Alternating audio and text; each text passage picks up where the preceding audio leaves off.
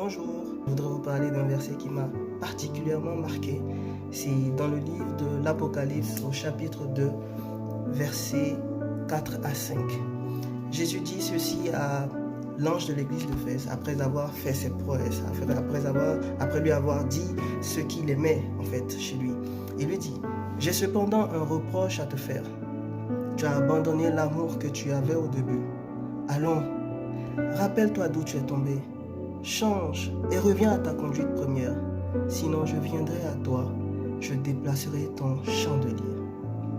Alors, ce passage m'a fait penser à des personnes, et j'en faisais partie aussi, des personnes qui se sont laissées influencer par les méchancetés de ce monde, des personnes qui se sont laissées contaminer par la méchanceté de ce monde parce qu'elles ont vécu des injustices, des personnes qu'elles aimaient profondément leur ont fait du mal et elles ont fermé leur cœur.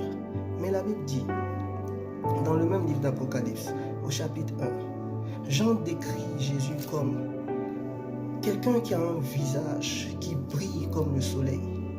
Okay? Et Luc va plus loin. Luc dit que Jésus, c'est comme le soleil levant. Jésus est le soleil levant. Il vient nous éclairer chaque matin. Mais voici ce qui se passe quand nous nous renfermons, quand nous fermons nos cœurs. Imaginez votre maison.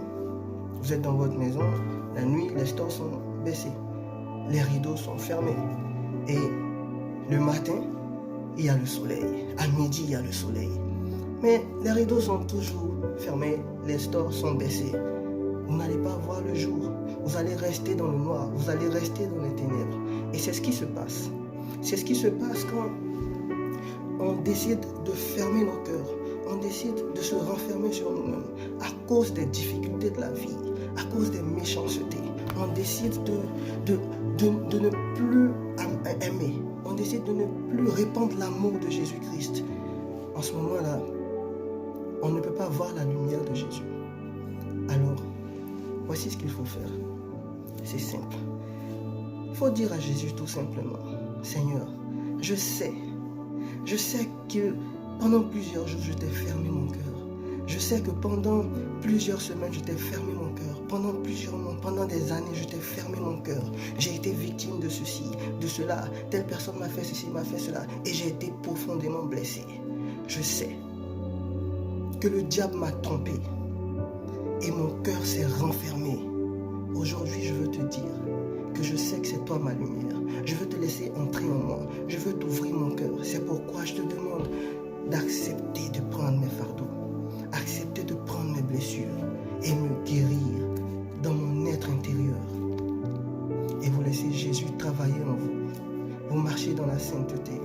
Vous demandez pardon et vous pardonnez ceux qui vous ont offensé.